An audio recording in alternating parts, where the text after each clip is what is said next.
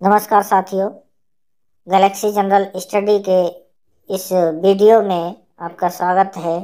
और ये वीडियो बहुत ही इम्पोर्टेंट महत्वपूर्ण होने वाला है, क्योंकि इस वीडियो में सबसे महत्वपूर्ण टॉपिक जो विद्रोह हुए अंग्रेजी शासनकाल के दौरान, जो अधिकतर किसान विद्रोह थे, अंग्रेजी शासन के कर नीति के विरुद्ध किए गए थे, वो परीक्षाओं में बार बार रिपीट हुए हैं और उनको क्रॉनिकली भी पूछा गया है कि ये विद्रोह कब हुआ और वो विद्रोह कब हुआ। इस तरह से हमेशा पूछे जाते रहे हैं, या उसका नेतृत्वकर्ता कब कौन था।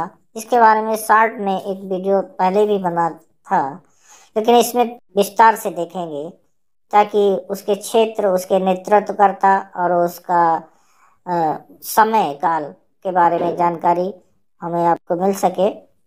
तो सबसे पहले शुरू करते हैं। पहला वीडियो है जो सन्यासी विद्रोह 1763 में, जैसा कि चित्र में देख रहे हैं, 1763 और 1800 ईस्वी।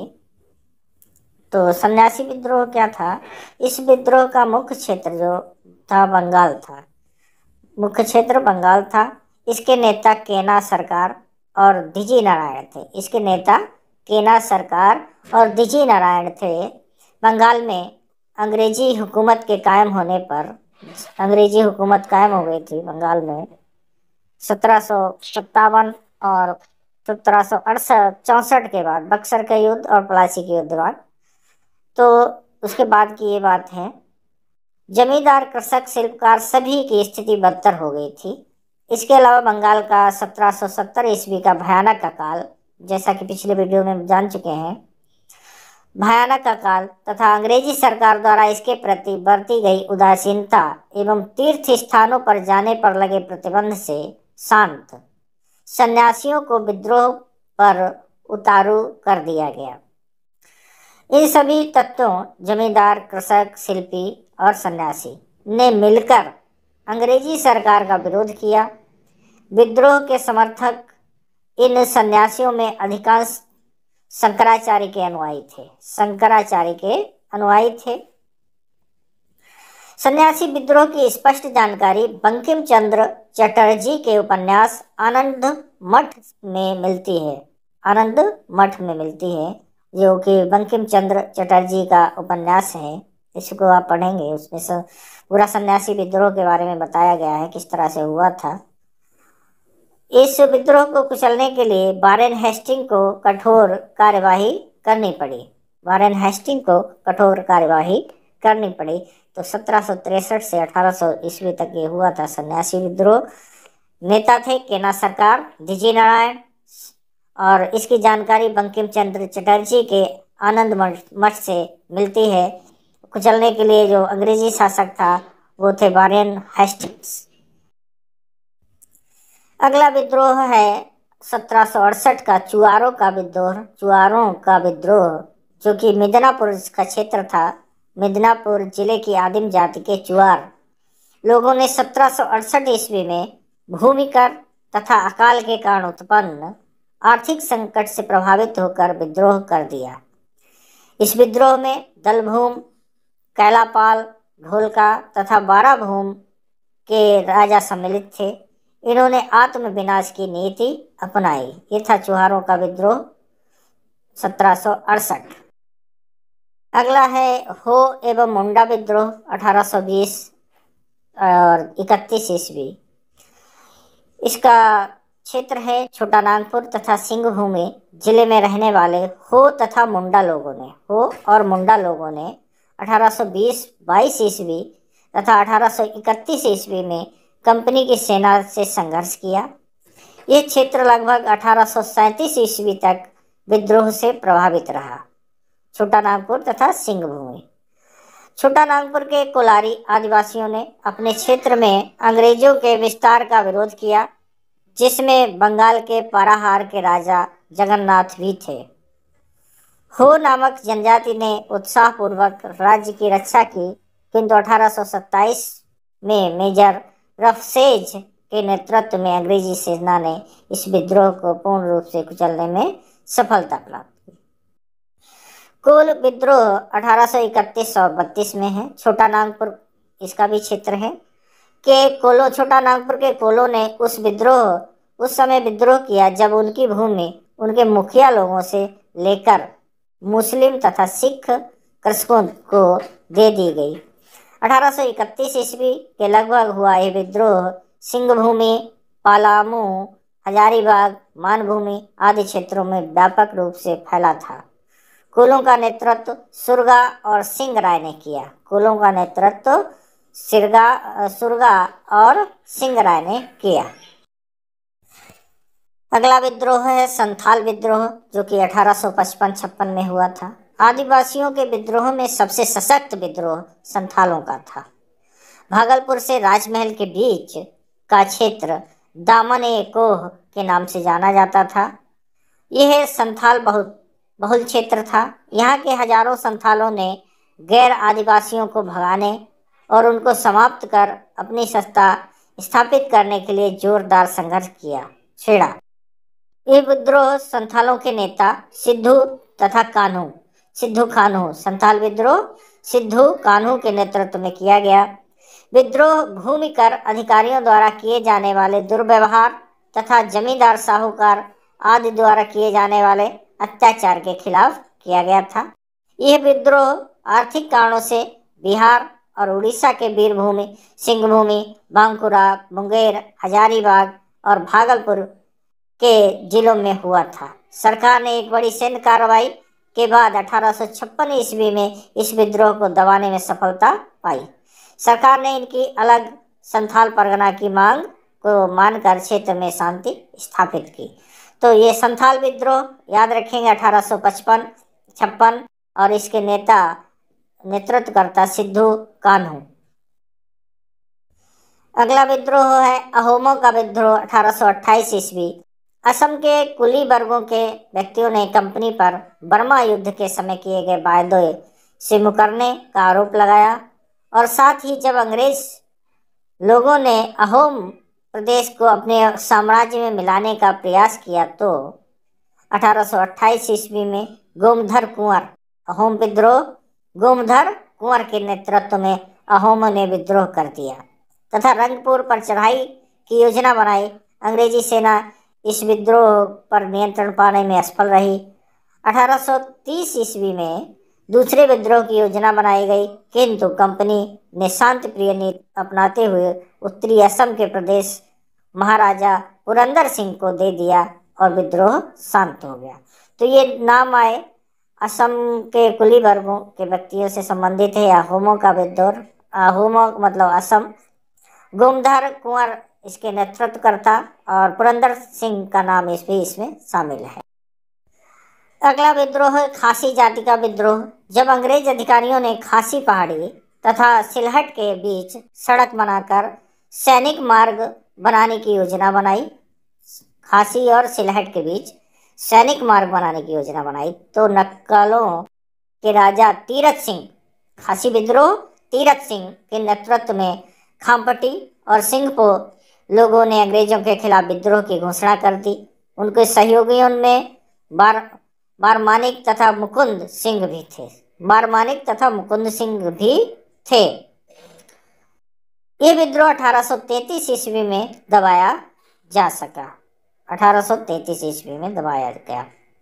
अगला है पागलपंथी विद्रोह 1813-33 ईस्वी। पागलपंथी अर्ध धार्मिक संप्रदाय था जिसे उत्तर बंगाल में करमशाह ने चलाया था।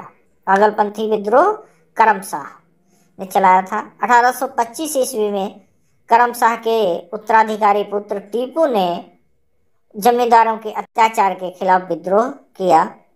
ये विद्रोह इस क्षेत्र में 1840 से 1850 तक जारी रहा। अगला है इसी कड़ी में फराइजी विद्रोह 1838-51 ईस्वी। बंगाल के फरीदपुर का यह संप्रदाय शरीयतुल्लाह द्वारा अनुमोदित विचारों से प्रभावित था। बंगाल के फरीदपुर शरीयतुल्लाह द्वारा अनुमोदित विचारों से प्रभावित था। ये लोग सामाजिक, राजनीतिक तथा धार्मिक परिवर्तन का प्रतिपादन करते थे। शरीयतुल्लाह के पुत्र दादू मियाँ के नेतृत्व में अंग्रेजों ने के विरुद्ध विद्रोह की योजना बनाई गई। साथ ही जमींदारों के अत्याचार के विरुद्ध विद्रोह कर दिया गया। यह विद्रोह 1838 से 1857 ईस्वी तक चलता रहा।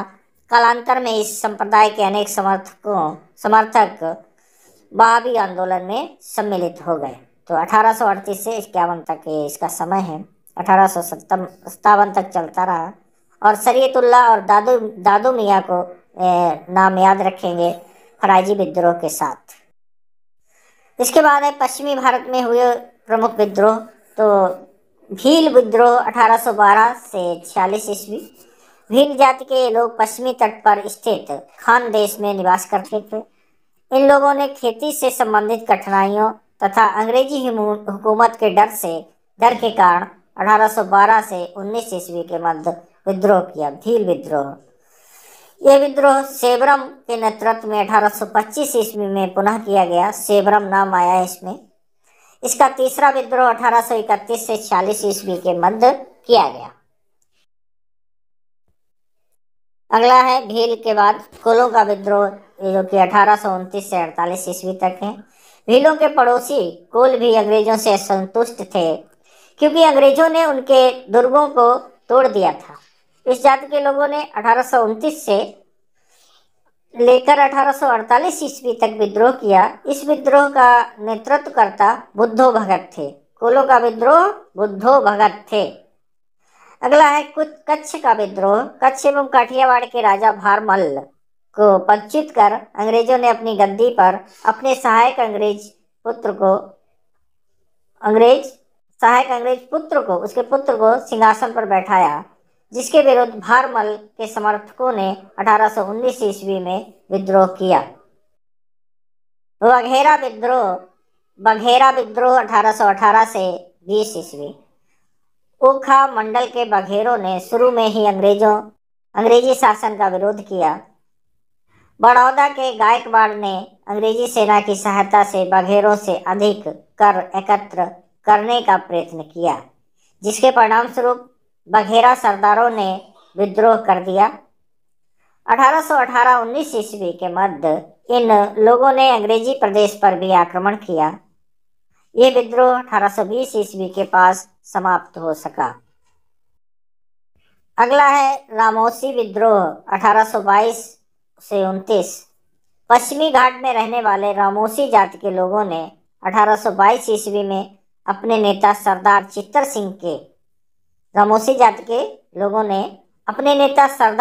सिंह के नेतृत्व में विद्रोह किया।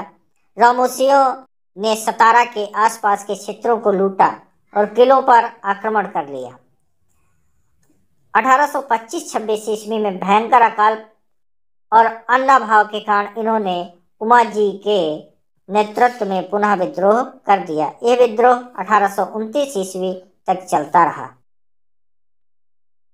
गडकरी विद्रोह 1844 ईस्वी में महाराष्ट्र में गडकरी जाति के विस्थापित सैनिकों ने अंग्रेजों के विरुद्ध विद्रोह किया। गडकरियों ने समनगढ़ तथा भूदरगढ़ के किले को जीत लिया। अगला है सावंतवादी विद्रोह 1844 ईस्वी। सावंतवादी विद्रोह का नेतृत्व मराठा सरदार फोंड सावंत ने किया था। इसने अन्य सरदारों और देसाइयों, जिनमें अन्ना साहिब प्रमुख थे, के साथ मिलकर दक्कन के कुछ किलों पर अधिकार कर लिया, लेकिन शीघ्र ही सरकार ने इस विद्रोह को कुचल दिया। अगला है कित्तूर विद्रोह 1824 ईस्वी। कित्तूर आधुनिक कर्नाटक प्रांत के स्थानीय शासक की मृत्यु के बाद अंग्रेजों ने उसके गोद लिए उत्तराधिकारी को मान्यता देने से इनकार कर दिया था।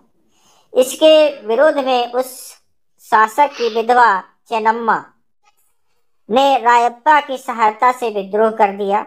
विद्रोह में धारवाड़ के कलेक्टर की हत्या कर दी गई और कित्तूर को स्वतंत्र घोषित कर दिया गया। दमनकारी कदम उठाते हुए सरकार इसे कुचलने में सफल हो गई। तो कित्तूर विद्रोह चेन्नम्मा और रायप्पा के नाम जुड़े हैं इसके साथ, और धारवाड़ भी नाम जुड़ा है, इसको याद रखेंगे। अगला विद्रोह है घोड़जी बाघ का विद्रोह, मैसूर 1840-41 ईस्वी। टीपू सुल्तान की मृत्यु के बाद घोड़जी बाघ ने अपने नेतृत्व में एक विद्रोह किया। ये विद्रोह इतना प्रबल था कि इस विद्रोह पर नियंत्रण पाने के लिए वेलेस्ली एवं ने स्वयं अंग्रेजी सेना का नेतृत्व किया था। अंत में वीरतापूर्वक लड़ते हुए घोड़जी मारा गया तथा अंग्रेजों ने इस विद्रोह को नियंत्रित कर लिया। दक्षिण भारत में हुए प्रमुख विद्रोह। विजयनगर के शासक का विद्रोह 1794 ईस्वी में। 1794 ईस्वी में कंपनी ने विजयनगर नरेश को यह आदेश दिया कि वे अपनी सेना को समाप्त करें और साथ ही 3 लाख रुपए की भेंट कंपनी को दें। विजयनगर नरेश ने इस प्रस्ताव को अस्वीकार कर अपनी प्रजा के सहयोग से विद्रोह किया। विद्रोह के दौरान ही वो अंग्रेजों से लड़ता हुआ वीरगति को प्राप्त हुआ। दीवान बेलथम्पी का विद्रोह 1805 ईस्वी। 1805 ईस्वी में ट्रावनकोर रियासत के दीवान बेलुथम्पी ने अंग्रेजों के विरुद्ध सहायक संधि के विवाद को लेकर विद्रोह कर दिया। इस विद्रोह को कुचलने में अंग्रेजों को एक बड़ी सैन्य टुकड़ी का सहयोग लेना पड़ा। दीवान बेलथम्पी का विद्रोह 1805। उत्तर भारत भी विद्रोह से अछूता नहीं रहा। वर्तमान पश्चिमी उत्तर प्रदेश और हरियाणा के अंतर्गत आने वाले क्षेत्रों में 1824 ईस्वी में सशस्त्र विद्रोह भड़का। 1814 से 17 में अलीगढ़ के तालुकेदारों और 1842 ईस्वी में जबलपुर के बुंदेलों ने हथियार उठाए, जबकि 1852 ईस्वी में खानदेश में आग भड़की। 1848 और 49 ईस्वी का द्वितीय पंजाब युद्ध भी अंग्रेजों के विरुद्ध जनता का और सेना का ही विद्रोह था। अन्य प्रमुख विद्रोह में सूरत का नमक विद्रोह 1844 ईस्वी में, जब अंग्रेजों ने नमक पर कर 50 पैसे से बढ़ाकर 1 रुपया कर दिया, तब वहां के लोगों ने अंग्रेजी हुकूमत के खिलाफ विद्रोह कर दिया। विद्रोह की प्रबलता देखकर अंग्रेजों को नमक कर में की गई वृद्धि को समाप्त करना पड़ा। अगला है पालीगारों का विद्रोह 1801 से 56 ईस्वी। 1801 ईस्वी में तमिलनाडु के पालीगारों ने ब्रिटिश भूमिकर व्यवस्था के विरोध में वीर पंडित कट्टाबोमन के नेतृत्व में विद्रोह कर दिया। यह विद्रोह 1856 ईस्वी तक चला।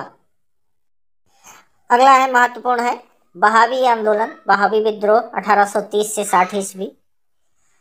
जैसे कि पहला एक था फराइजी, उसमें बताया था कि कुछ लोग फराइजी आंदोलन वाले इसमें भी शामिल हो गए थे। 1830 से 60 ईस्वी तक चले बहावी आंदोलन के प्रवर्तक रायबरेली के सैयद अहमद थे।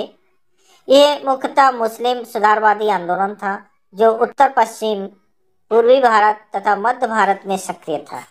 सैयद अहमद इस्लाम धर्म में हुए सभी परिवर्तनों तथा सुधारों के विरुद्ध थे। उनकी इच्छा हजरत मोहम्मद के समय के इस्लाम को पुनर्स्थापित करने की थी। सैयद अहमद पंजाब के सिखों और बंगाल में अंग्रेजों को अपदस्थ कर मुस्लिम शक्ति की पुनर्स्थापना करना चाहते थे। इन्होंने अपने अनुयायियों को शस्त्र धारण करने के लिए प्रशिक्षित कर स्वयं भी सैनिक वेशभूषा धारण की। सैयद अहमद ने पेशावर पर 1830 ईस्वी में कुछ समय के लिए अधिकार कर लिया तथा अपने नाम के सिक्के चलवाए। इस संगठन ने संपूर्ण भारत में अंग्रेजों के विरुद्ध भावनाओं का प्रचार किया। इस आंदोलन का मुख्य केंद्र पटना था। 1857 ईस्वी के विद्रोह में वहाबी लोगों ने प्रत्यक्ष रूप से विद्रोह में न शामिल होकर अंग्रेजों के खिलाफ लोगों को भड़काने का प्रयास किया।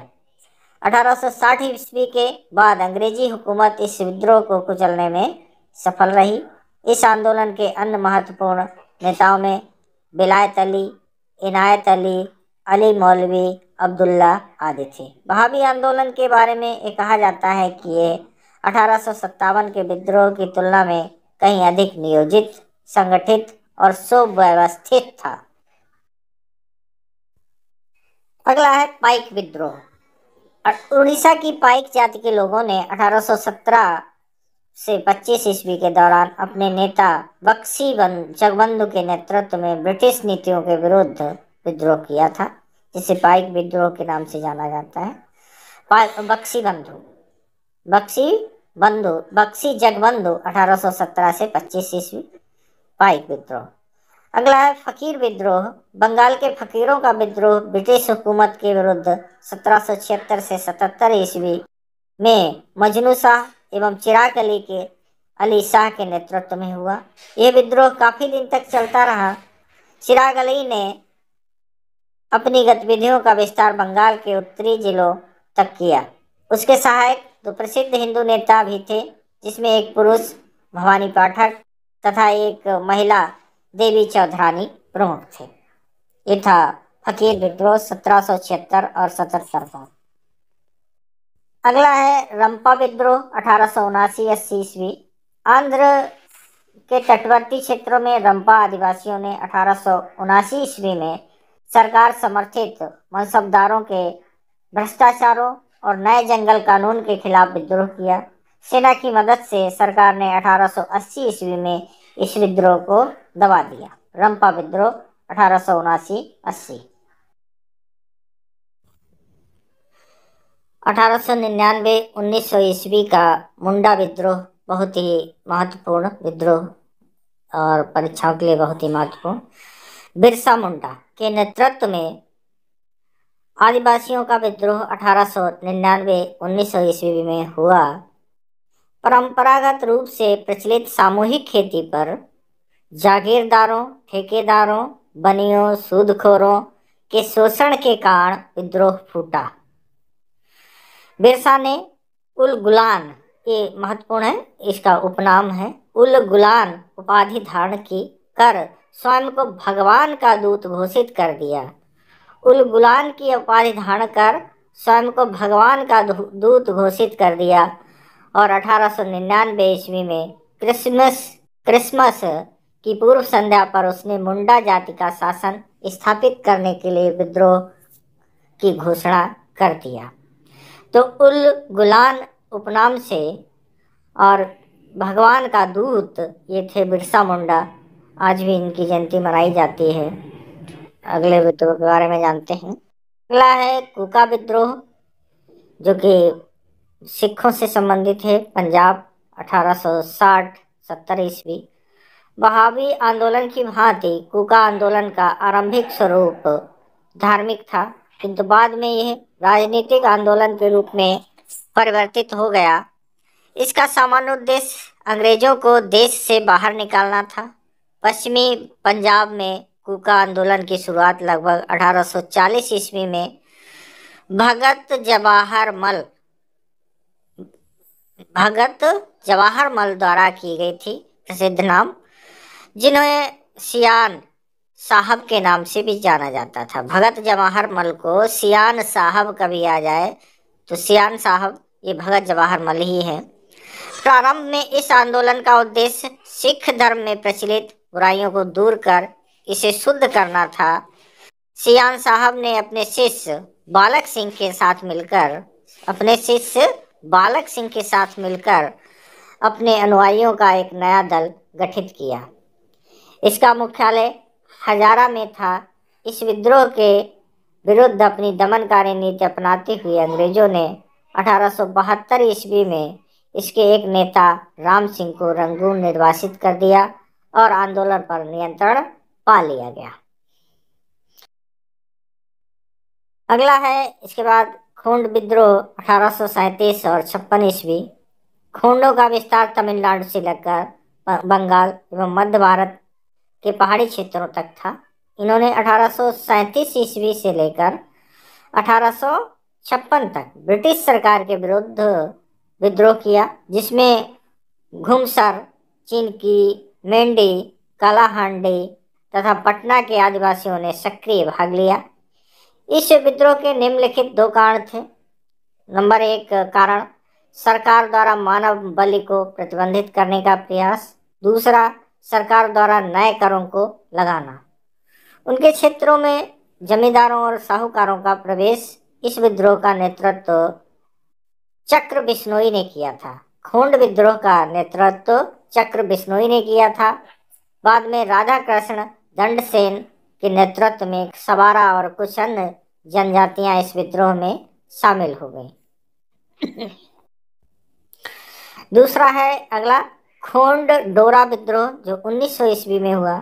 आदिवासी विद्रोह के द्वितीय चरण में जादू टोने के दैवीय शक्तियों से युक्त होने का दावा करने वाले अनेक दैवीय नेताओं का उदय हुआ, जिन्होंने 1900 ईस्वी में विशाखापट्टनम में अंग्रेजों के विरुद्ध विद्रोह किया। इसके नेता थे कोरामल्लया ने इस विद्रोह का नेतृत्व करते हुए अपने को पांडवों के अवतार, मतलब 5 पांडवों, जो महाभारत के पांडवों के अवतार होने का दावा किया तथा अपने एक अबोध बेटे को कृष्ण का अवतार बताया।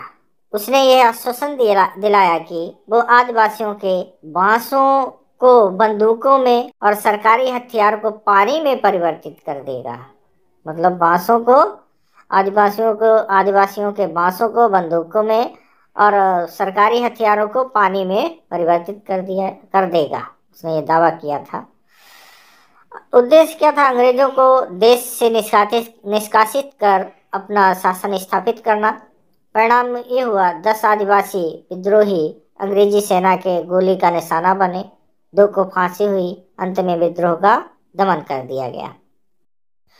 अगला है युआन और जुआंग विद्रोह 1867-68 ईस्वी व 1891-93 ईस्वी। ये विद्रोह 2 चरणों में हुआ।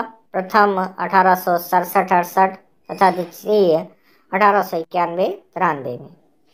प्रथम चरण में 67 और 68 में, 1867-68 में पहले विद्रोह के नेता रन नायक थे। युआन और जुआन विद्रोह में रन नायक थे।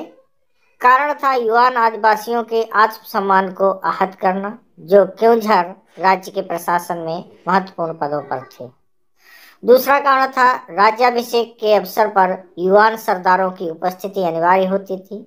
अंग्रेजों ने इस प्रथा को समाप्त करते हुए 1867 में क्योंझर के राजा की मृत्यु के बाद 1 से अधिक व्यक्तियों को सिंहासन पर आसीन कर दिया। अंग्रेजों की इस नीति के विरुद्ध ये विद्रोह भड़का। परिणाम क्या निकला? शीघ्र ही 1868 ईस्वी में इसे दबा दिया गया। इस विद्रोह में भाग लेने वाले मुख्यतः युआन आदिवासी थे। बाद में काल और जुआंग भी इसमें शामिल हो गए।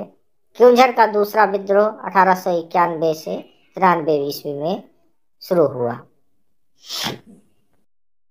दूसरे विद्रोह का कारण था अंग्रेजों द्वारा सत्तारूढ़ राजा के सामंतवादी और उत्पीड़नकारी शासन के विरुद्ध। द्वितीय चरण 1891 और 93। नेता क्योंझर के दूसरे चरण का नेता धरणी नायक था। इसे स्थानीय जनता का व्यापक समर्थन प्राप्त था।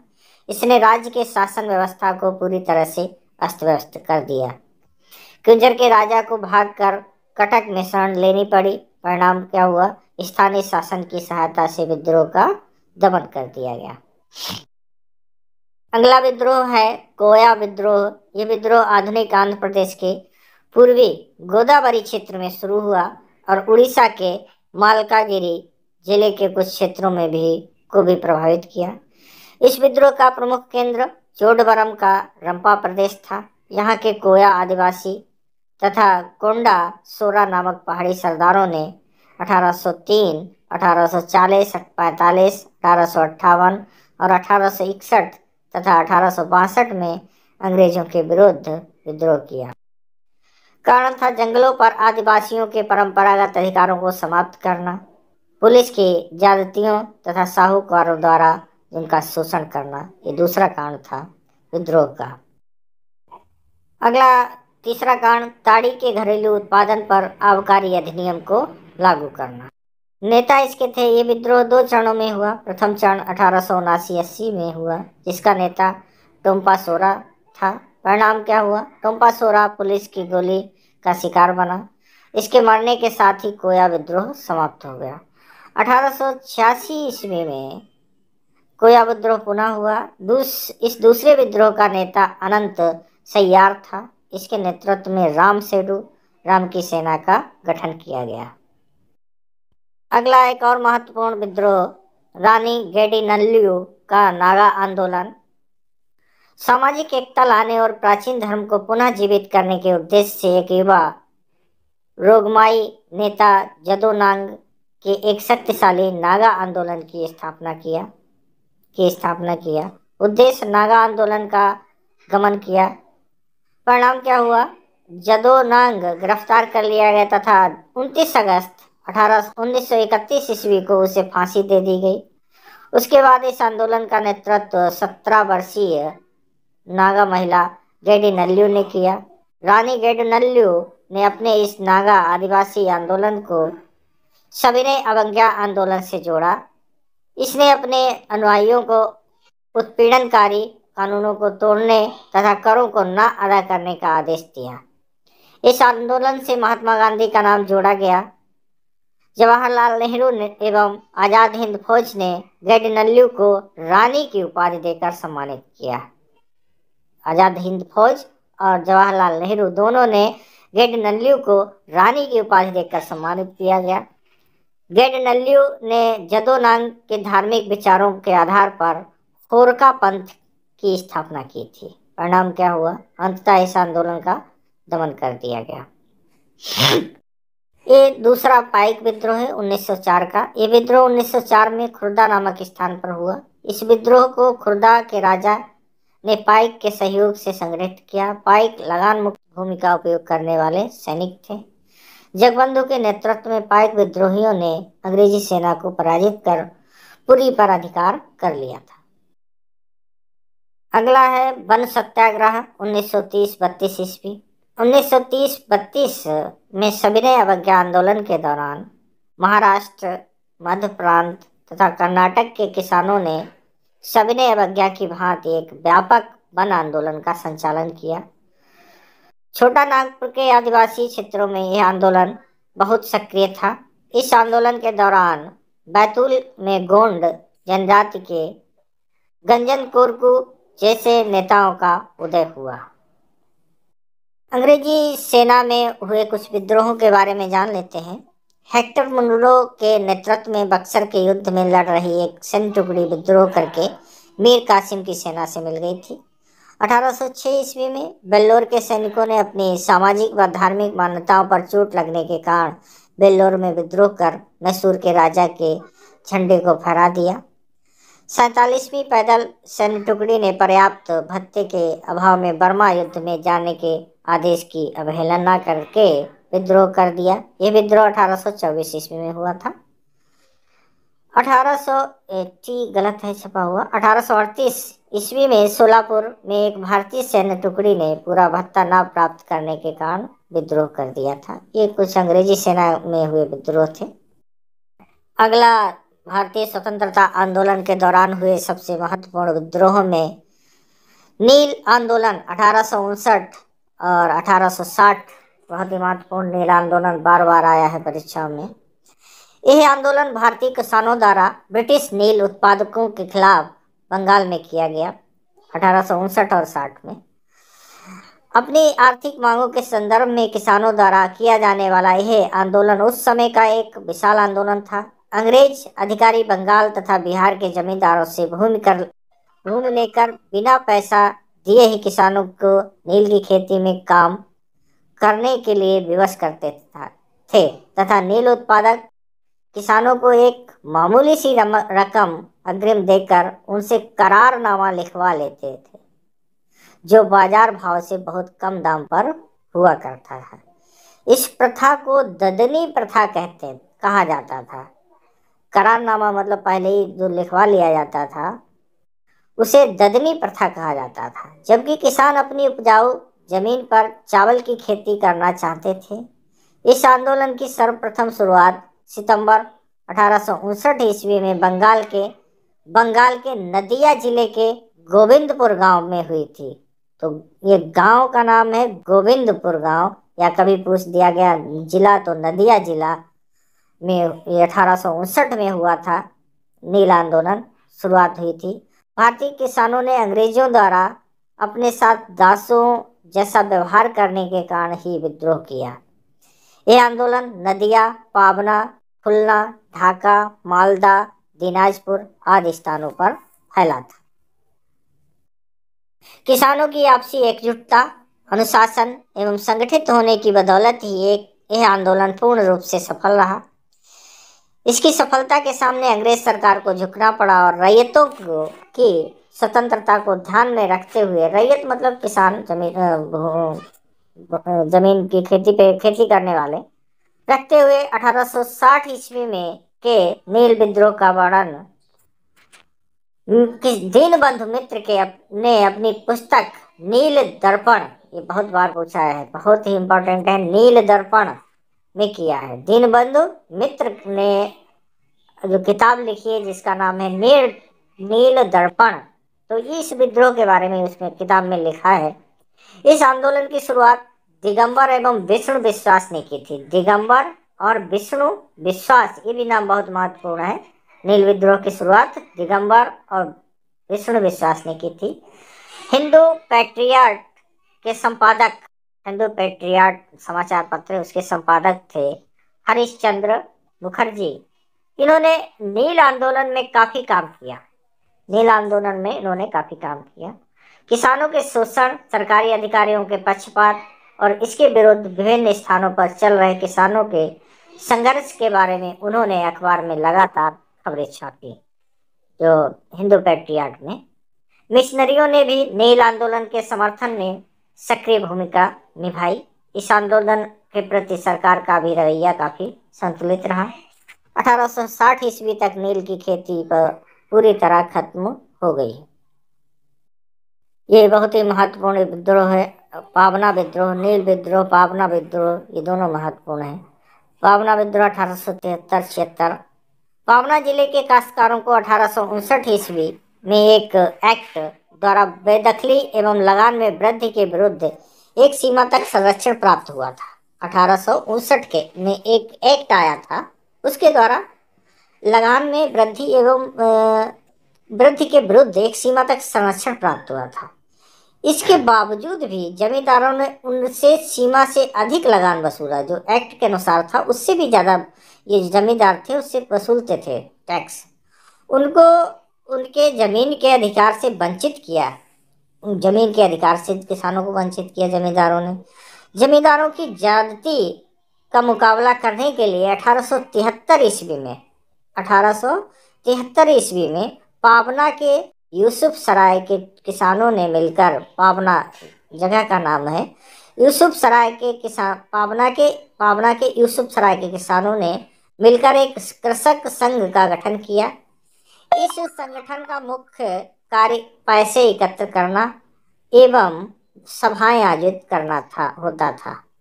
कालांतर में पूर्वी बंगाल के अनेक जिले ढाका, मयमनसिंह, त्रिपुरा, बेकरगंज, फरीदपुर, बोगरा एवं राजशाही में इस तरह के आंदोलन हुए। किसान संघ ने बड़े लगान की अदायगी रोक पर पैमाइश की, माप में परिवर्तन एवं अवैधानिक कार्यों की समाप्ति तथा लगान में कमी करवाने की अपनी मांगों को पूरा करवाना चाहा। यह आंदोलन कुछ मामलों में अहिंसक था। यह जमींदारों के विरुद्ध किया गया आंदोलन था, ना कि अंग्रेजों के विरुद्ध नहीं। ये मुख्य रूप से जमींदारों के विरुद्ध था पाबना विद्रोह, ना कि अंग्रेजों के। पाबना के किसानों ने अपनी मांग में यह नारा दिया, क्या नारा दिया? हम महामहिम महारानी की और केवल उन्हीं की रैयत हैं होना चाहते हैं। हम महामहिम महारानी की और केवल उन्हीं की रैयत होना चाहते हैं, ये पाबना विद्रोह का नारा था। तत्कालीन लेफ्टिनेंट गवर्नर कैंपबेल ने अपनी एक घोषणा में इनकी मांगों को उचित ठहराया। इस आंदोलन में रैयतों में अधिकतर मुसलमान एवं जमींदारों में अधिकतर हिंदू थे। इस आंदोलन के महत्वपूर्ण नेताओं में ईशान चंद्र राय, शंभूपाल नेता थे। जो पाबना विद्रोह के ईशान चंद्र राय, शंभूपाल आदि थे। पाबना विद्रोह का समर्थन कई युवा बुद्धिजीवियों ने किया, जिनमें बंकिम चंद्र चट्टोपाध्याय और आर.सी. दत्त शामिल थे। 1880 के दशक में जब बंगाल काश्तकारी विधेयक पर चर्चा चल रही थी, तब सुरेंद्र नाथ बनर्जी, आनंद मोहन बोस, द्वारकानाथ गांगुली ने एसोसिएशन के माध्यम से काश्तकारों के अधिकारों की रक्षा के लिए अभियान चलाया।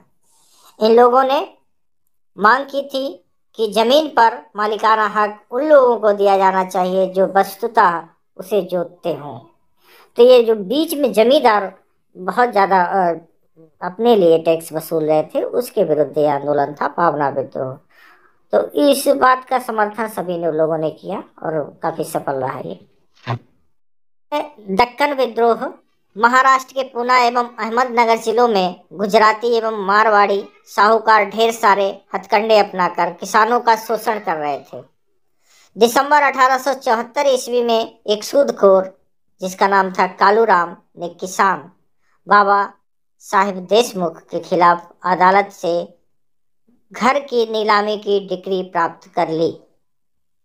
इस पर किसानों ने साहूकारों के विरुद्ध आंदोलन शुरू कर दिया। इन साहूकारों के विरुद्ध आंदोलन की शुरुआत 1874 ईस्वी में सिरूर तालुका के करडाह गांव से हुई। 1875 ईस्वी तक यह आंदोलन पूना, अहमदाबाद, सतारा, सोलापुर आदि जिलों में फैल गया। किसानों ने साहूकारों के घरों एवं दुकानों को नष्ट कर दिया।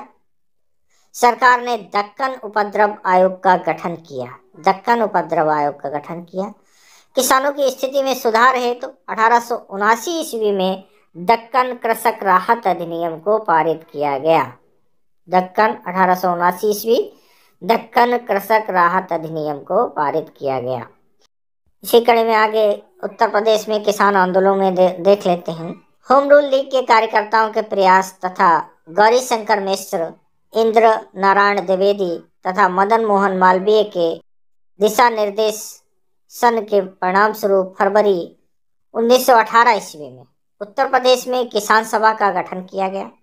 फरवरी 1918 में किसान सभा का गठन, ये जो नाम है गौरी शंकर मिश्र, इंद्र नारायण द्विवेदी, मदन मोहन मालवीय, इनके नेतृत्व में किसान सभा का गठन हुआ फरवरी 1918 में। 1919 ईस्वी के अंतिम दिनों में किसानों का संगठित विद्रोह खुलकर सामने आया। संगठित विद्रोह हुआ जिसमें प्रतापगढ़ जिले की एक जागीर में नाई धोबी बंद, सामाजिक बहिष्कार, संगठित कार्रवाई की पहली घटना थी। अवध की तालुकेदारी में ग्राम पंचायतों के नेतृत्व में किसान बैठकों का सिलसिला शुरू हुआ। झिंगुरी पाल सिंह एवं दुर्गपाल सिंह ने इसमें महत्वपूर्ण भूमिका निभाई, लेकिन जल्द ही एक नए चेहरे के रूप में बाबा रामचंद्र, प्रसिद्ध नाम है बाबा रामचंद्र, उभर कर सामने आया। उत्तर प्रदेश के किसान आंदोलन को 1920 के दशक में सर्वाधिक मजबूती बाबा रामचंद्र ने प्रदान की। उनके व्यक्तिगत प्रयासों से ही 17 अक्टूबर 1920 को प्रतापगढ़ जिले में अवध किसान सभा का गठन किया गया। ये कुछ जो नाई धोबी है और ये किसान सभा, अवध किसान सभा, ये महत्वपूर्ण है, कब गठित हुई इनको ध्यान रखना है। प्रतापगढ़ जिले का खरगांव किसान सभा की गतिविधियों का प्रमुख केंद्र था। इस संगठन को जवाहरलाल नेहरू, गौरी शंकर मिश्र, माता बदल पांडे और केदारनाथ आदि ने अपने सहयोग से शक्ति प्रदान की। अवध किसान सभा को और देख लेते हैं। उत्तर प्रदेश के हरदोई, बहराइच एवं सीतापुर जिलों में लगान में वृद्धि एवं उपज के रूप में लगान वसूली को लेकर अवध के किसानों ने एका आंदोलन नाम का आंदोलन चलाया। इस आंदोलन में कुछ जमींदार भी शामिल थे। इस आंदोलन के प्रमुख नेता मदारी पासी, एका आंदोलन के प्रमुख नेता मदारी पासी और सहदेव थे। ये दोनों निम्न जाति के किसान थे। अति महत्वपूर्ण मोपला विद्रोह 1920, तो दक्षिण भारत से संबंधित है ये। केरल के मालाबार क्षेत्र के मोपलाओं द्वारा 1920 ईस्वी में यह विद्रोह किया गया। केरल के मालाबार क्षेत्र के मोपलाओं द्वारा 1920 में यह विद्रोह किया गया। प्रारंभ में यह विद्रोह अंग्रेजी हुकूमत के खिलाफ था। महात्मा गांधी, शौकत अली, मौलाना आजाद जैसे नेताओं का सहयोग इस आंदोलन को प्राप्त था। ये नाम थे महात्मा गांधी, शौकत अली, मौलाना आजाद। इस आंदोलन के मुख्य नेता के रूप में अली मुस्लियार चर्चित थे। अली मुस्लियार, मोपला विद्रोह, मुस्लियार, अली मुस्लियार चर्चित थे।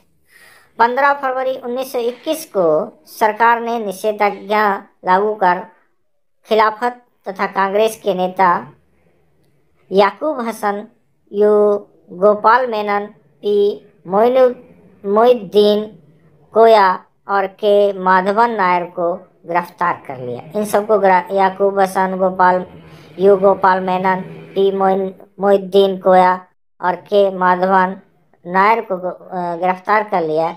इसके बाद यह आंदोलन स्थानीय मोपला नेताओं के हाथ में चला गया।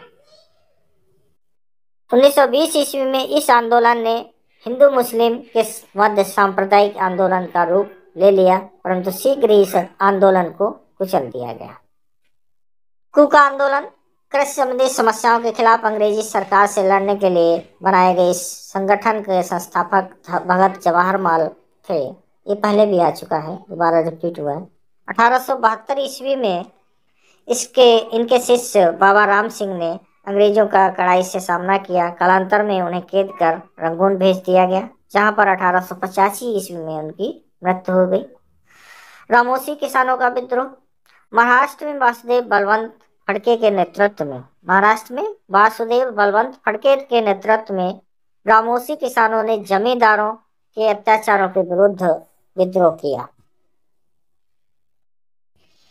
अगला है रंपाओं का विद्रोह। ये आना प्रदेश हो गया है, ये आंध्र प्रदेश है एक्चुअली, इसे आंध्र प्रदेश पढ़ेंगे।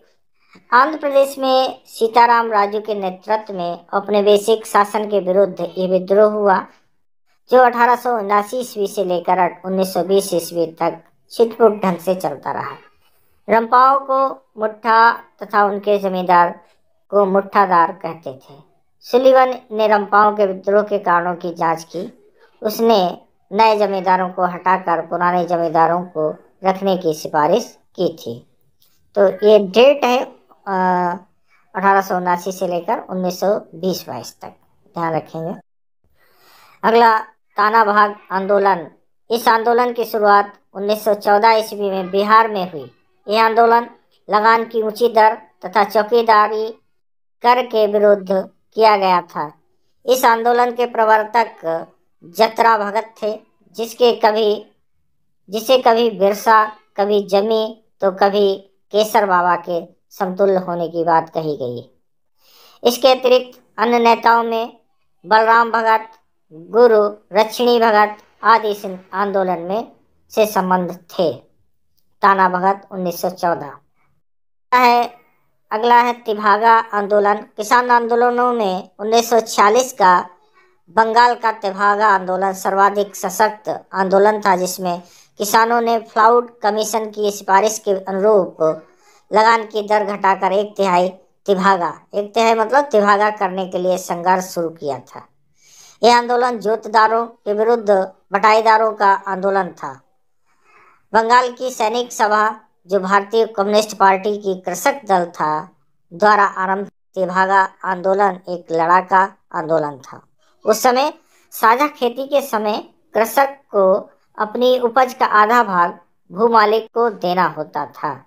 अतः तिभागा आंदोलन की मांग थी कि इस आधे भाग को घटाकर एक तिहाई कर दिया जाए। इस आंदोलन के महत्वपूर्ण नेता कंपाराम सिंह एवं भवन सिंह थे। तिभागा आंदोलन 1946 बंगाल। अगला है तेलंगाना आंदोलन। आंध्र प्रदेश में यह आंदोलन जमींदारों एवं साहूकारों के शोषण की नीति के खिलाफ था। भ्रष्ट अधिकारियों के अत्याचार के विरुद्ध 1946 में किया गया। 1858 ईस्वी के बाद हुए किसान आंदोलनों का चरित्र पूर्व के आंदोलनों से अलग था। अब किसान बगैर किसी मध्यस्थता के स्वयं ही अपनी लड़ाई लड़ने लगे। इनकी अधिकांश मांगें आर्थिक होती थी। किसान आंदोलन ने राजनीतिक शक्ति के अभाव में ब्रिटिश उपनिवेश का विरोध नहीं किया। किसानों की लड़ाई के पीछे उद्देश्य व्यवस्था परिवर्तन नहीं था, बल्कि वे यथास्थिति बनाए रखना चाहते थे।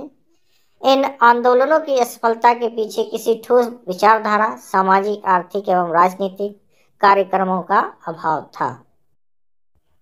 अखिल भारतीय किसान सभा 1936 1923 ईस्वी में, बहुत ही महत्वपूर्ण है ये, अखिल भारतीय किसान सभा 1923 ईस्वी में स्वामी सहजानंद सरस्वती ने बिहार किसान सभा का गठन किया। 1928 ईस्वी में आंध्र प्रांतीय रैयत सभा की स्थापना एनजी रंगा ने की। एनजी रंगा ने आंध्र प्रांतीय रैयत सभा। उड़ीसा में मालती चौधरी ने उत्कल प्रांतीय किसान सभा की स्थापना की। उड़ीसा में उत्कल मालती चौधरी ने उत्कल प्रांतीय किसान सभा की स्थापना की। बंगाल में टेनेंसी एक्ट को लेकर अकरम खां, अब्दुल रहीम, फजलुल हक के प्रयासों से 1929 ईस्वी में कृषक प्रजा पार्टी की स्थापना हुई। तो ये 3-4 राज्यों में पार्टियां, जो किसान से संबंधित पार्टियों की स्थापना हुई। और कुल मिलाकर अप्रैल 1935 ईस्वी में संयुक्त प्रांत में किसान सभा संघ की स्थापना हुई। 1935 में संयुक्त प्रांत में किसान संघ की स्थापना हुई। इसी वर्ष एनजी रंगा एवं अन्य किसान नेताओं ने सभी प्रांतीय किसान सभाओं को मिलाकर, एनजी रंगा एवं अन्य किसान नेताओं ने सभी प्रांत की किसान सभाओं को मिलाकर एक अखिल भारतीय किसान संगठन बनाने की योजना बनाई। अपने इसी उद्देश्य को आगे बढ़ाते हुए किसान नेताओं ने 11 अप्रैल 1936 को लखनऊ में अखिल भारतीय किसान सभा की स्थापना की। स्वामी सहजानंद सरस्वती इसके अध्यक्ष तथा प्रोफेसर एनजी रंगा इसके महासचिव चुने गए। अखिल भारतीय किसान सभा को पंडित जवाहरलाल नेहरू ने भी संबोधित किया था। इस अधिवेशन में 1 सितंबर 1936 को किसान दिवस के रूप में मनाने का निर्णय किया गया। फैजपुर में कांग्रेस सम्मेलन के समय उसके समानांतर होने वाले अखिल भारतीय किसान आंदोलन की अध्यक्षता एनजी रंगा ने की। इस सम्मेलन में भू राजस्व की दर 50% कम करने तथा किसान संगठनों को मान्यता देने की मांग रखी गई। इस सम्मेलन में हिस्सा लेने वाले नेताओं में जयप्रकाश नारायण, आचार्य नरेंद्र देव तथा कमल को सरकार प्रमुख थे। जयप्रकाश नारायण, आचार्य नरेंद्र देव और कमल को सरकार प्रमुख थे। किसान आंदोलन को गति प्रदान करने तथा सक्रिय कार्यकर्ताओं को शिक्षित करने के उद्देश्य से 1938 ईस्वी में आंध्र प्रदेश के गंटूर जिले में निदुबोल में पहला भारतीय किसान स्कूल खोला गया। आंध्र प्रदेश के गंटूर जिले में निदुबोल में पहला भारतीय किसान स्कूल खोला गया। भारत में भारतीय स्वतंत्रता संग्राम में सबसे महत्वपूर्ण महात्मा गांधी का पहला आंदोलन और बहुत ही विख्यात चंपारण सत्याग्रह, इसके बारे में जान लेते हैं। अंग्रेजों के विरुद्ध ही हुआ था। चंपारण का मामला बहुत पुराना था। चंपारण के किसानों से अंग्रेजी बागान मालिकों ने एक अनुबंध करा लिया था। चंपारण के किसानों से। और उस अनुबंध के अनुसार क्या था, जिसके अंतर्गत किसानों को अपनी जमीन के 3/20वें हिस्से पर नील की खेती करना अनिवार्य था। जैसा कि नील आंदोलन पढ़ चुके हैं, जान चुके हैं, वो नील आंदोलन से संबंधित एक चंपारण सत्याग्रह भी है। तो 3/20वें भाग पर नील की खेती करना अनिवार्य था। इसे तिनकठिया पद्धति कहते थे। ये तिनकठिया के बारे में पहले जान चुके हैं। 19वीं शताब्दी के अंत में रासायनिक रंगों की खोज और उनके प्रचलन से नील के बाजार में गिरावट आने लगी, जिससे नील बागान के मालिक अपने कारखाने बंद करने लगे। किसान भी नील की खेती से छुटकारा पाना चाहते थे। गोरे बागान मालिकों ने किसानों की मजबूरी का फायदा उठाकर अनुबंध से मुक्त करने के लिए लगान को मनमाने ढंग से बढ़ा दिए। लगान बढ़ा दिया, इधर तब कर पाओगे मतलब खेती, दूसरी खेती। बढ़ा दी, जिसके परिणाम स्वरूप विद्रोह शुरू हुआ। 1917 में चंपारण के राजकुमार शुक्ल, ये नाम ध्यान रखेंगे, राजकुमार चंपारण के ही थे, राजकुमार शुक्ल ने सत्याग्रह की धमकी दी, जिससे प्रशासन ने अपने आदेश वापस ले लिया। चंपारण में गांधी जी द्वारा सत्याग्रह का सर्वप्रथम प्रयोग करने का प्रयास किया गया। 9 अप्रैल 1917 राजकुमार शुक्ल के साथ गांधी चंपारण के लिए रवाना हुए। उन्होंने रैयतों के शांतिपूर्ण सहयोग से सविनय सत्याग्रह प्रारंभ किया। 9 अप्रैल 1917 चंपारण में गांधी जी ने के साथ सविनय सत्याग्रह के अन्य नेताओं के नाम याद रखेंगे, कौन कौन थे साथ में चंपारण में सत्याग्रह में। राजेंद्र प्रसाद, ब्रज किशोर, महादेव देसाई, नरहरि पारिक, अनुग्रह नारायण सिंह तथा जीवी कृपलानी थे। एक बार फिर से देख लेते हैं। इनमें राजेंद्र प्रसाद, ब्रज किशोर, महादेव देसाई, नरहरि पारिक, अनुग्रह नारायण सिंह तथा जीवी कृपलानी थे चंपारण सत्याग्रह में। इस आंदोलन में गांधी जी के नेतृत्व में किसानों की एकजुटता को देखते हुए सरकार ने मामले की जांच के लिए जुलाई 1917 में चंपारण एग्रेरियन कमेटी का गठन किया। गांधी जी भी इसके सदस्य थे। इस कमेटी के प्रतिवेदन पर तिनकठिया प्रणाली को समाप्त कर दिया गया तथा किसानों से अवैध रूप से वसूले गए धन का 25% भाग वापस कर दिया गया। मार्च 1918 में चंपारण एग्रेरियन अधिनियम पारित किया गया तथा किसानों की स्थिति में सुधार हुआ। एग्रेरियन कानून द्वारा तिनकठिया सहित सारे अवैध कानून चंपारण से हटा लिए गए। ये खेड़ा सत्याग्रह, इसको जान लेते हैं, बहुत ही महत्वपूर्ण। चंपारण के बाद गांधी जी ने 1918 में खेड़ा के किसानों की समस्याओं को लेकर आंदोलन शुरू किया, खेड़ा सत्याग्रह। खेड़ा जो है गुजरात में स्थित है। खेड़ा में गांधी जी ने अपने प्रथम वास्तविक किसान सत्याग्रह की शुरुआत की। प्रथम वास्तविक किसान सत्याग्रह की शुरुआत की। खेड़ा के कुनबी पाटीदारी किसानों ने सरकार से लगान में राहत की मांग की, लेकिन कोई रियायत नहीं मिली। कुनबी पाटीदारी किसानों ने उन्हें राहत की मांग की, कोई रियायत नहीं दी। गांधी जी ने 22 मार्च 1918 को खेड़ा में आंदोलन की बागडोर संभाली। अन्य सहयोगियों में यहाँ पर थे वल्लभ भाई पटेल और इंदुलाल याग्निक, ये प्रमुख थे यहाँ पे। 22 मार्च 1918 को नाडियाद में एक आम सभा में गांधी जी ने किसानों को लगान अदा न करने का सुझाव दिया। लगान न अदा करने का पहला नारा खेड़ा के कापड़गंज तालुका में स्थानीय नेता मोहनलाल पांड्या ने दिया। गांधी जी के सत्याग्रह के आगे विवश होकर सरकार ने यह आदेश दिया कि लगान वसूली केवल समर्थ किसानों से ही की जाए। ये खेड़ा सत्याग्रह 22 मार्च 1918। बहुत ही प्रसिद्ध एक और सत्याग्रह बारदोली सत्याग्रह 1920 का। सूरत जो है गुजरात में है। गुजरात के सूरत के बारदोली तालुके में 1928 ईस्वी में किसानों द्वारा लगान न अदायगी का आंदोलन चलाया गया। 1928 में है ये बारदोली सत्याग्रह। 1928 पढ़ेंगे, 1920 की जगह चलाया गया। इस आंदोलन में केवल कुनबी पाटीदारी जातियों के भूस्वामियों ने ही नहीं, बल्कि तो कुनबी पाटीदारी के जो थे पहले खेड़ा सत्याग्रह के ये किसान थे, और इसमें वो भी शामिल थे। इसके अलावा जातियों के भूस्वामियों ने ही नहीं, बल्कि काले लोग, जनजाति के लोगों ने भी हिस्सा लिया। कुनबी पाटीदार और प्लस कालीपराज दोनों ने हिस्सा लिया।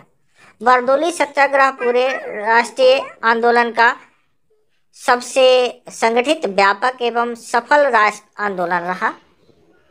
बारदोली के मेहता बंधुओं में कल्याण जी और कुंवर जी, दो मेहता बंधु हैं, तथा दयाल जी ने किसानों के समर्थन में 1922 से ही आंदोलन चलाया था। बाद में इसका नेतृत्व सरदार वल्लभ भाई पटेल ने किया।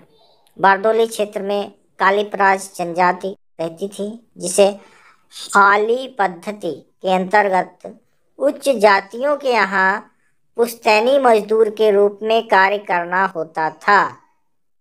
यहाँ हाली पद्धति के अंतर्गत उच्च जातियों के यहाँ पुश्तैनी मजदूर के रूप में कार्य करना होता था। गांधी जी की सलाह पर बारदोली के कार्यकर्ताओं ने कालीपराजों के बीच रचनात्मक गतिविधियां शुरू कर दी। 1922 के बाद हर वर्ष कालीपराज सम्मेलन का आयोजन होता था।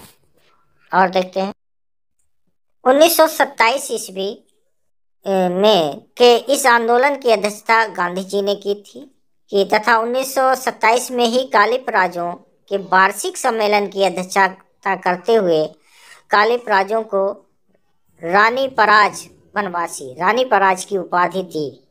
कालीपराजों को रानी पराज की उपाधि थी। कांग्रेस ने अपने विरोध द्वारा लगान में की गई 30% की बढ़ोतरी को अनुचित सिद्ध किया। बड़े पैमाने पर इसका विरोध हुआ। अंत में 1927 में सरकार ने इसे घटाकर 21.9% करने की घोषणा की। 4 फरवरी 1928 को पटेल ने बारदोली किसान सत्याग्रह का नेतृत्व संभाला। सर्वप्रथम बढ़ी हुई लगान के विरुद्ध सरकार को पत्र लिखा, किंतु सरकार द्वारा कुछ सकारात्मक उत्तर नहीं मिला। तो परिणाम स्वरूप पटेल ने किसानों को संगठित किया था, उन्हें लगान न अदा करने के लिए कहा। दूसरी तरफ कांग्रेस ने नरमपंथी गुट के सर्वेंट्स ऑफ इंडिया सोसाइटी के माध्यम से सरकार द्वारा किसानों की मांग की जांच करवाने का अनुरोध किया। बारदोली सत्याग्रह नाम से एक दैनिक पत्रिका निकाली। बारदोली सत्याग्रह नाम से एक दैनिक पत्रिका निकाली। बंबई विधान परिषद के भारतीय नेताओं ने त्यागपत्र। ब्रिटेन की संसद में भी बहस हुई। वायसराय इरविन ने भी बंबई के गवर्नर विल्सन को मामले को शीघ्र निपटाने का निर्देश दिया। उधर पटेल की गिरफ्तारी की संभावना को देखते हुए वैकल्पिक नेतृत्व के लिए 2 अगस्त 1928 को गांधी जी बारदोली पहुंचे। महिलाओं ने भी इस आंदोलन में महत्वपूर्ण भूमिका निभाई, जिसमें बंबई की पारसी महिला मीठूबेन पेटिट, भक्तिबा मनीबेन पटेल, सुपुत्री शारदाबेन शाह और शारदा शाह के नाम उल्लेखनीय हैं। पटेल से बारदोली के लोग बहुत प्रभावित हुए सरदार पटेल से। इसी सत्याग्रह के दौरान पटेल को वहां की औरतों ने सरदार की उपाधि प्रदान की। सरकार ने ब्रूमफील्ड और मैक्सवेल को बारदोली मामले की जांच का आदेश दिया। जांच रिपोर्ट में बढ़ी हुई 30% लगान को अवैध घोषित किया गया, अतः सरकार ने लगान घटाकर 6.03% कर दिया। इस प्रकार सरदार पटेल के नेतृत्व में बारदोली किसान आंदोलन सफलतापूर्वक संपन्न हुआ। गांधी जी ने इस सफलता पर कहा है कि बारदोली संघर्ष चाहे जो कुछ भी हो, यह स्वराज की प्राप्ति के लिए संघर्ष नहीं है, लेकिन इस तरह का हर संघर्ष, हर कोशिश हमें स्वराज के करीब पहुंचा रही है। ये कथन था महात्मा गांधी का। इस वीडियो का अंतिम किसान आंदोलन देख लेते हैं, जो है तेलंगाना का किसान आंदोलन 1946-1951। हैदराबाद रियासत में तेलंगाना में द्वितीय विश्व युद्ध के बाद आंदोलन शुरू हुआ। यहाँ पर किसानों से कम दाम पर अनाज की जबरन वसूली की जा रही थी, जिसके कारण उनके अंदर एक आक्रोश उत्पन्न हुआ। तात्कालिक कारण कम्युनिस्ट नेता कमरैया की पुलिस द्वारा हत्या। किसानों ने पुलिस व जमींदारों पर हमला किया तथा हैदराबाद रियासत को समाप्त कर भारत का अंग बनाने की मांग की। तेलंगाना कृषक आंदोलन भारतीय इतिहास के सबसे लंबे छापामार कृषक युद्ध का साक्षी बना।